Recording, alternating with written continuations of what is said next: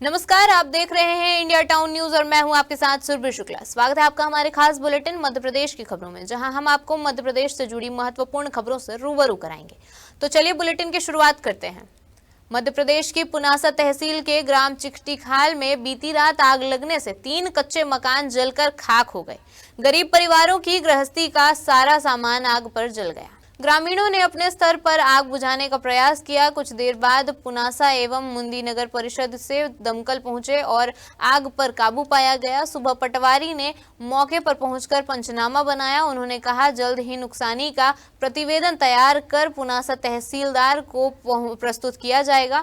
जानकारी के अनुसार डूब प्रभावित ग्राम भोगानी से विस्थापित होकर वर्ष 2003 में ग्राम चिकटीखाल खेड़ा पुनर्वास पर बसाया गया था।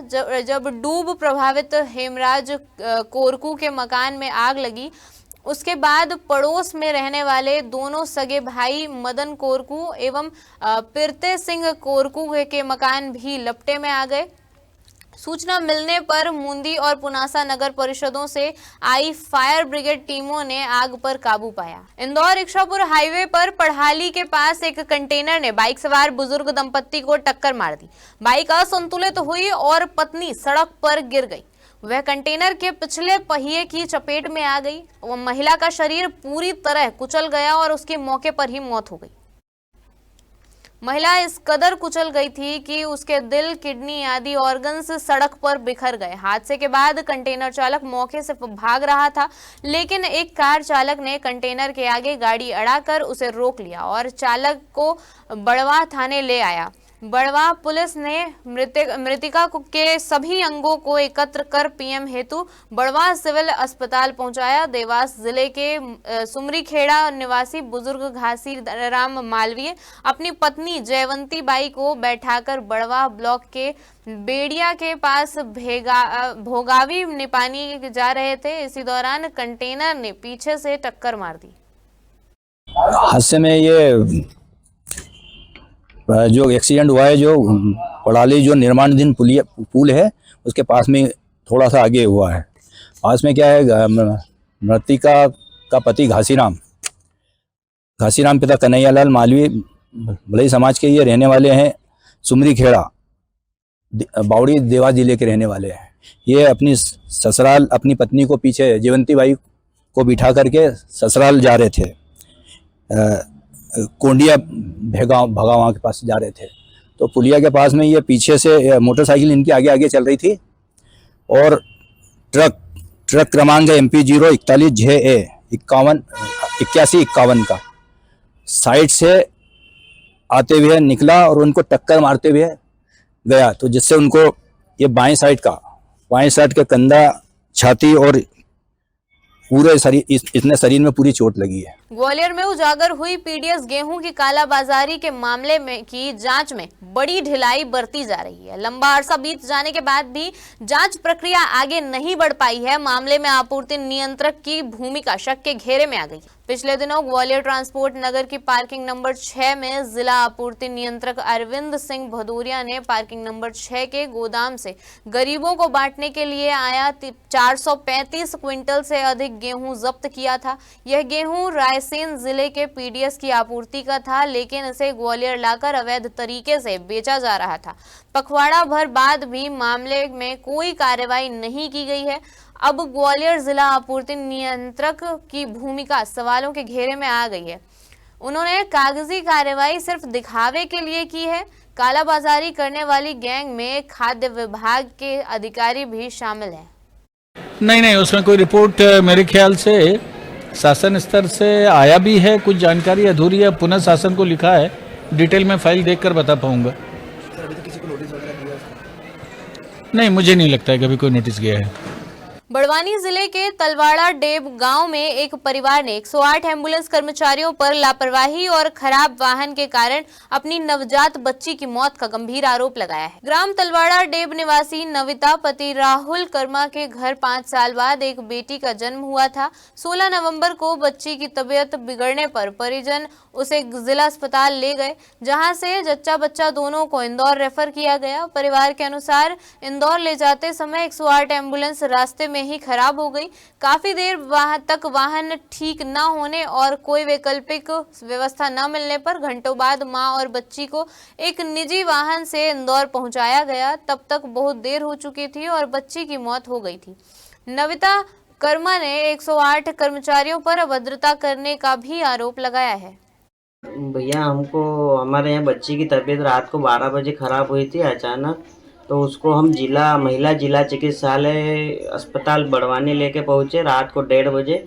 तो वहाँ पे 1 से 2 रोज तक एडमिट रही बच्ची। उसके बावजूद हमको वहाँ से रेफ़र किया बड़वानी के लिए 108 में। तो 108 को आने में देरी वहाँ पर भी हुई। बड़वानी से इंदौर रेफर किया? हाँ, इंदौर MTH हॉस्पिटल रेफ़र किया। तो एम्बुलेंस को आने में देरी वहाँ पर भी हुई और उसमें जो सुविधा थी वो उपलब्ध नहीं हुई। उसमें जो डॉक्टर वगैरह था वो आगे बैठ के जा रहा था, पेशेंट के साथ में नहीं बैठा था। और उसमें जो भी जिस स्पीड में उसको चलना चाहिए तो वो स्पीड में चला नहीं रहे थे। वो ये 5 साल में हुई हमारे जी। वो भी सीजर से हुई है। हमारे यहाँ पे गुड़िया हुई थी 5 साल में। नहीं बोलो आप बोलो, कोई दिक्कत नहीं है। 108 की लापरवाही 108 एम्बुलेंस की लापरवाही से हमारी गुड़िया आज हमारे पास में रहती। प्रशासन से हम यही कहना चाहते हैं जो हमारे साथ में हुआ वैसे लापरवाही किसी लेडीज के साथ में ना हो, किसी बच्चे की जान ना जा सकते। ठीक। इस संबंध में कलेक्टर मैडम के मार्गदर्शन में हम लोग प्रति सप्ताह इसका रिव्यू भी करते हैं और जो जानकारी अपडेट होती है वो स्टेट को हम इसकी कंप्लेन भी करी है, प्रोजेक्ट हेड को भी लिखा है और MD मैडम को भी हम पत्र लिखा है कि यहाँ पे गाड़ियों की स्थिति बड़ी ख़राब है, आए दिन ख़राब होती रहती है और समय पे नहीं पहुँचती। इसका रिव्यू किया जाता है और उसकी सूचना दी जाती है। कितनी गाड़ियाँ यहाँ पर है मैडम अभी? 38 गाड़ियाँ 38 गाड़ी। उसमें से कितनी ऑफ रोड होगी अभी? 4 ऑफ रोड है। अभी यहाँ से एक पेशेंट को रेफ़र करा था बच्चे को और वो निमरानी में जाकर के 108 ख़राब हो गई थी। उसमें के बाद जब वो प्राइवेट गाड़ी करके पहुँचे तो बच्चे की मौत हो गई है। उसको लेकर क्या कहेंगे? इसकी भी हमने सूचना तो दे दी है, इन्फॉर्म कर दिया है, कंप्लेन करी है। मध्य प्रदेश के बड़वानी जिले के वर्ला थाना क्षेत्र में अवैध हथियार तस्करी के नेटवर्क को खत्म करने के लिए पुलिस का बड़ा ऑपरेशन चलाया गया। इस कार्रवाई में मध्य प्रदेश पुलिस और महाराष्ट्र पुलिस की स्पेशल यूनिट्स शामिल रही। यह अभियान पुणे पुलिस के DCP डॉक्टर सोमाई मुंडे के निर्देशन में है और बड़वानी पुलिस अधीक्षक जगदीश डाबर की कमान में चलाया गया। कार्रवाई में बड़वानी, खरगोन और खंडवा जिलों की पुलिस टीमें तथा मध्य प्रदेश ATS का संयुक्त बल शामिल रहा। बताया जा रहा है कि पुलिस टीम सुबह लगभग 5 बजे उमरटी गांव पहुंची और घर घर तलाशी अभियान शुरू किया। इस दौरान महाराष्ट्र में वांटेड कई संदिग्धों को पुलिस ने हिरासत में लिया है। फिलहाल गांव में तलाशी अभियान जारी है। पुलिस ने 7 आरोपियों को गिरफ्तार कर महाराष्ट्र पुलिस के सुपुर्द किया है। देखिए, वर्ला थाना क्षेत्र के अंतर्गत एक उमरठी गांव है। वहाँ पे सिकलीगर समाज के लोग रहते हैं और उमरठी की अलग अलग जगह से अक्सर शिकायतें आती रहती है। महाराष्ट्र पुलिस की भी शिकायत थी कि उनके यहाँ पे भी हथियार सप्लाई होते हैं। तो एक जॉइंट ऑपरेशन जो है उमरठी गांव में किया गया है, जिसमें महाराष्ट्र पुलिस और मध्य प्रदेश पुलिस शामिल रही है। इसमें ATS मध्य प्रदेश भी शामिल थी। गांव की तलाशी ली गई है और उसमें महाराष्ट्र पुलिस में कुछ वांटेड लोग थे, उनको भी हिरासत में महाराष्ट्र पुलिस ने लिया है। देवास की जुजित्सु खिलाड़ी रोहिणी कलम की आत्महत्या केस में बड़ा अपडेट आया है। पुलिस ने कोच विजेंद्र खरसोदिया और संघ के उपाध्यक्ष प्रीतम सिंह पर मामला दर्ज कर एक आरोपी को गिरफ्तार किया है। वहीं कोच अब भी फरार है। परिवार ने CBI जांच की मांग की। जुजित्सु की अंतर्राष्ट्रीय खिलाड़ी रोहिणी कलम की आत्महत्या मामले में पुलिस ने उसके कोच विजेंद्र खरसोदिया और मध्य प्रदेश जुजित्सु संघ के उपाध्यक्ष प्रीतम सिंह के खिलाफ आत्महत्या के लिए उकसाने और SC/ST की धाराओं में प्रकरण दर्ज किया है। पुलिस ने प्रीतम सिंह को गिरफ्तार कर जेल भेज दिया है, जबकि कोच विजेंद्र खरसोदिया की गिरफ्तारी अब तक नहीं हो पाई है। पुलिस विजेंद्र की तलाश में जुटी हुई है। पिछले माह रोहिणी कलम ने अपने घर पर फांसी लगा ली थी। जांच के दौरान सामने आया कि रोहिणी की ज्यादातर बातचीत कोच विजेंद्र और प्रीतम सिंह से होती थी। परिवार वालों ने भी शुरुआत से ही दोनों पर संदेश जताया था और कहा था कि रोहिणी मानसिक रूप से परेशान चल रही थी। मैं इस कार्य से तो मैं संतुष्ट हूँ नहीं, क्योंकि जब हम लोगों ने आंदोलन के लिए आवाज उठाई, आंदोलन की हमने जब वो डेट फाइनल करी, तब जाकर के ये सारी चीजें सामने आई है कि तुरंत में उनको गिरफ्तार करना, तुरंत में ये सारी चीजें। और अभी तक हमें एफआईआर की कॉपी वगैरह भी नहीं दी है, नहीं हमें बताया भी नहीं है कि हम किस बुनियाद पर उनको गिरफ्तार किया है, किस पे नहीं किया है। और दूसरी बात, एक तो वैसे ही बाहर है अभी, तो मैं पुलिस की जांच से तो बिल्कुल भी संतुष्ट नहीं हूँ। मैं चाह रही हूँ कि एक सीबीआई जांच हो, जिसमें यहाँ के बीएमपी थाने का कोई भी कर्मचारी ना हो, ना एसपी हो। मैं चाहती हूँ कि बाहर से ही एक टीम अलर्ट की जाए और वो लोग जांच करें इस मामले को, क्योंकि आप लोगों को भी शायद पता होगा कि दीदी के रूम से उनका लैपटॉप और उनकी पेन ड्राइव दोनों गायब है। अभी तक इस बारे में किसी को भी कोई जानकारी नहीं थी, और जब इन लोगों ने जांच भी की थी तो फैमिली मेंबर वहां था नहीं। बिना फैमिली मेंबर के आप किसी भी उन्होंने वहां पे जांच की है, और अभी भी उसके बारे में तो कुछ उन लोगों ने बताया नहीं है। दिनांक 26/10/2025 को हमें सूचना मिली थी कि जो अंतर्राष्ट्रीय जिजित्सु खिलाड़ी हैं रोहिणी कलम, उनके द्वारा अपने घर में फांसी लगा के आत्महत्या कर ली गई थी। इस संबंध में हमारे द्वारा मर्ग पंजीबद्ध कर जांच की जा रही थी। जांच के दौरान परिजनों के कथन और जो अन्य साक्ष्य हमें, जो तकनीकी साक्ष्य हमें इस प्रकरण में जांच के दौरान मिले थे, उनके आधार पर ये पाया गया कि रोहिणी कलम जो थी, उनको उनके कोच विजेंद्र खरसोदिया और एक अन्य आरोपी प्रीतम सिंह सोलंकी द्वारा लगातार प्रताड़ित किया जा रहा था, जिस प्रताड़ना के कारण उनके द्वारा आत्महत्या की गई थी। इस आधार पर प्रथम दृष्टया जो हमको साक्ष्य प्राप्त हुए, उनके आधार पर जांच उपरांत कल दिनांक को हमारे द्वारा अपराध पंजीबद्ध किया गया है, जिसमें आरोपी प्रीतम सिंह को गिरफ्तार करके माननीय न्यायालय के समक्ष प्रस्तुत किया गया, जिन्हें जेल भेजा गया है माननीय न्यायालय। वक्त हो चुका है एक छोटे से ब्रेक का। बने रहिए इंडिया टाउन न्यूज के साथ। कभी कभी चेहरे का छुपा दर्द दुनिया नहीं देख पाती है। दाग, मुहासे, झाइयां सब आपके आत्मविश्वास को कम कर देता है, पर अब नहीं, क्योंकि Rukhsana glow and fair face pack जो दे आपकी स्किन को वो प्यार जो सिर्फ प्रकृति दे सकती है। हर लेयर को साफ करे, हर दाग को करे हल्का, और आपकी मुस्कान फिर से लौटाए, because you deserve to glow naturally. Rukhsana herbal beauty product Amazon, Meesho और फ्लिपकार्ट में भी उपलब्ध। अमीन मोटर्स उड़ान ई रिक्शा छत्तीसगढ़ का नंबर 1 ई रिक्शा शोरूम, जहां आपको सभी प्रकार के ई रिक्शा के वैरायटीज उपलब्ध मिलेंगे। हमारा ई रिक्शा काफी मजबूत है और ये सालों साल चलता है, तो आज ही घर ले आइए आरटीओ इंश्योरेंस के साथ। हमारा पता है अमीन मोटर्स, प्यारेलाल चौक, जीई रोड, न्यायालय के पास, राजनांदगांव। 9827174038 7724047008। रीवा जिले में तय समय से पहले 100% डिजिटाइजेशन करने वाले 11 सुपर बीएलओ को कलेक्टर कार्यालय में जिला कलेक्टर प्रतिभा पाल ने सम्मानित किया। वादे के मुताबिक इन बीएलओ को व्हाइट टाइगर सफारी की सैर और मूवी देखने के टिकट भी दिए गए। रीवा जिले के सभी 6 विधानसभा क्षेत्रों में मतदाता सूची के गहन पुनरीक्षण का कार्य तेजी से किया जा रहा है। निर्वाचन आयोग ने इसके लिए निर्धारित समय सीमा 4 दिसंबर तय की है। इससे 14 दिन पहले ही रीवा जिले के 11 बीएलओ ने मतदाताओं के गणना पत्रक डिजिटाइजेशन का 100% काम पूरा कर लिया है। इनमें विधानसभा क्षेत्र सिमरिया के 5, सिरमौर के 2, रीवा के 3 और मनगवा के 1 बीएलओ शामिल हैं।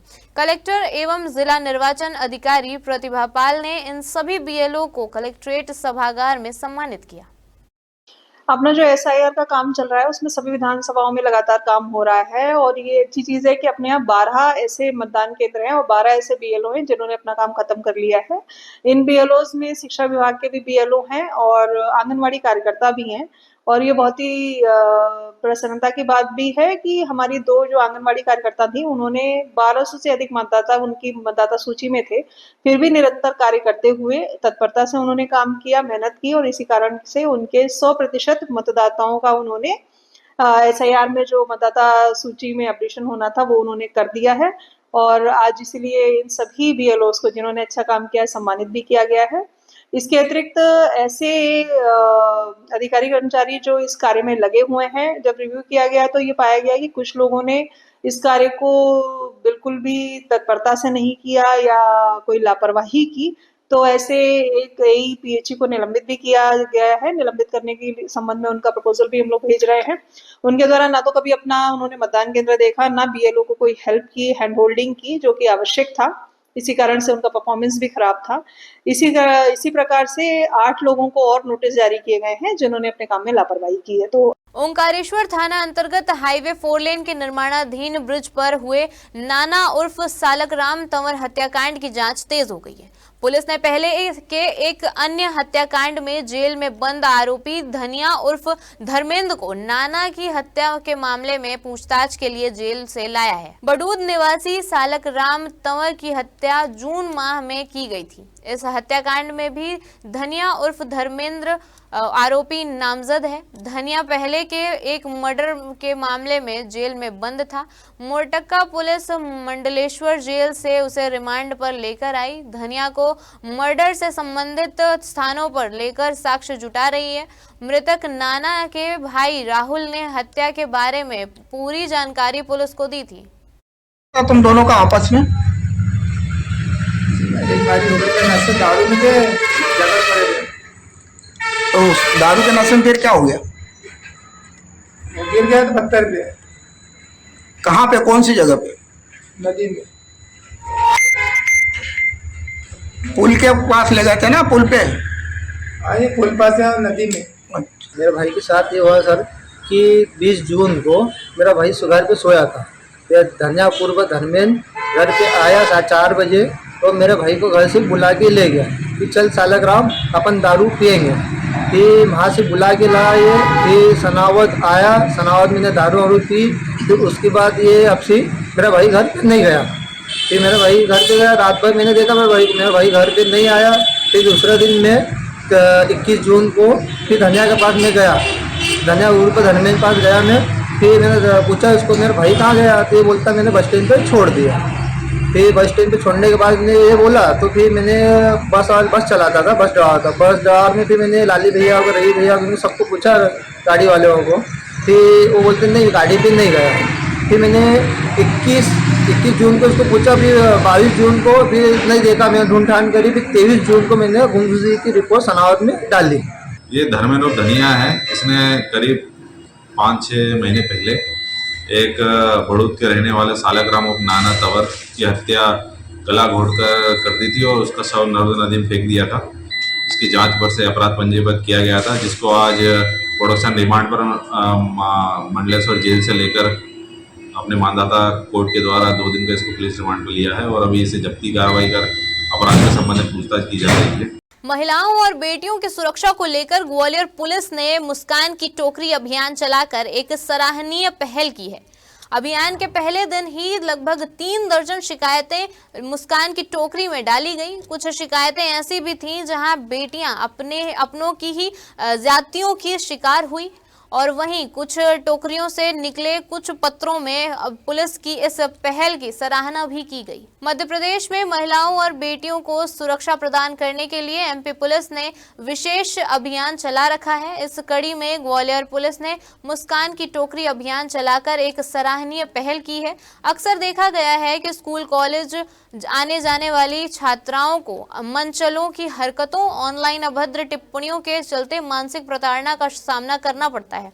सामाजिक बदनामी के डर से बेटियां चुप रहती हैं। इस बात को ध्यान में रखकर पुलिस ने शहर के स्कूल और कॉलेज में मुस्कान की टोकरी यानी गुप्त शिकायत पेटी लगातार अभियान की शुरुआत की है। पहले दिन ही लगभग 3 दर्जन शिकायती पत्र टोकरी में डाले गए। कुछ छात्राओं ने पुलिस की इस पहल की तारीफ की तो कुछ पत्र में छात्राओं ने अपना दर्द बयां किया। अब महिला पुलिस शिकायतों की समीक्षा करने के बाद संबंधित छात्राओं से संपर्क कर समाधान की दिशा में तुरंत कार्रवाई करेंगी। अभी पूरे मध्य प्रदेश में हमारे डीजी साहब द्वारा जो है एक अभियान चलाया जा रहा है जिसका नाम है मुस्कान विशेष अभियान। मुस्कान विशेष अभियान में हर जिले में पुलिस द्वारा ज़्यादा से ज़्यादा जागरूकता कार्यक्रम किए जा रहे हैं, जिसमें हम बालिकाओं को, युवतियों को उनके अधिकारों के बारे में जागरूक करते हैं। तो इसी के दौरान हमने एक नया कार्यक्रम भी शुरुआत करी है जिसका नाम है मुस्कान की टोकरी। यह एक कंप्लेंट बॉक्स टाइप है, जिस कंप्लेंट बॉक्स को हम ले जाकर स्कूल और विद्यालयों में बच्चियों के सामने रखते हैं और उनको बोलते हैं कि आपको कोई भी इस प्रकार की समस्या हो जो आप पुलिस को नहीं बता पाते हैं, या आप अपने घर पे अपने परिवार को, रिश्तेदारों को, टीचर्स को अपने नहीं बता पाते हैं, वो आप आराम से इसमें पेन पेंसिल के द्वारा एक प्लेन पेपर पर लिख के फोल्ड करके इसमें डाल सकते हैं। हमारे खास बुलेटिन मध्य प्रदेश की खबरों में फिलहाल इतना ही। देखते रहिए इंडिया टाउन न्यूज, भारत की बात। नमस्कार। आप देख रहे हैं इंडिया टाउन न्यूज, भारत की बात।